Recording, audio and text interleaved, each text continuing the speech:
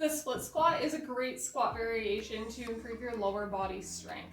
Doing single leg lower body exercises can help increase your balance, your core engagement, and just help you move functionally throughout your day as well. So the split squat is super basic. I'm going to do a body weight today, but if you wanted to hold on to some weights, either at your sides or at shoulder height or wherever you feel comfortable, maybe even at chest height, that would be a great way to make this a little bit more intense. So first things first, we're going to stagger our stance.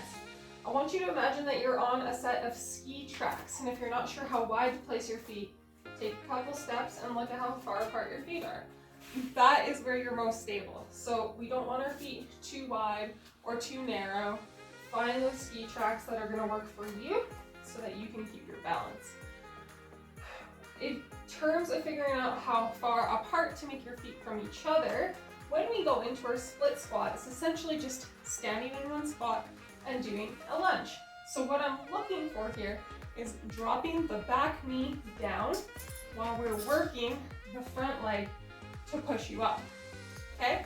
So when you drop this back knee down, the only thing that we're really making sure isn't happening is any like twisting through our torso. And I want to make sure that this knee stays relatively above the heel. That front knee should be above the heel. If you feel any pain in this front knee, try adjusting your stance.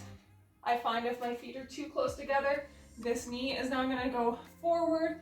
That's not going to be very comfortable. It's going to be stressing my joints. And if it's too far apart, you're just going to get a crazy stretch through the back hip there. So find that happy middle stance where you are relatively pain-free, okay? So in this position, 80% of your weight is in that front leg. You're gripping the ground with your feet, and I want to make sure that you're taking a moment to kind of drive your knee out to the side of the room. And all I mean by that is make sure that this front knee isn't falling in. So in the process of gripping the ground with your feet, that should help you keep this muscle stabilized. It's almost like you're trying to push your knee out. That's going to get your hips engaged. Okay, drop that back knee down to the ground, pushing up through that front foot. 80% of your weight is in that front leg, and you're just dipping down like you're on a carousel. Really, there shouldn't really be too much movement going on. And if you feel like you're losing your balance, I like to think about squeezing my thighs together. That can help increase your core engagement as well, keeping those ribs and your hips stacked nice and tall.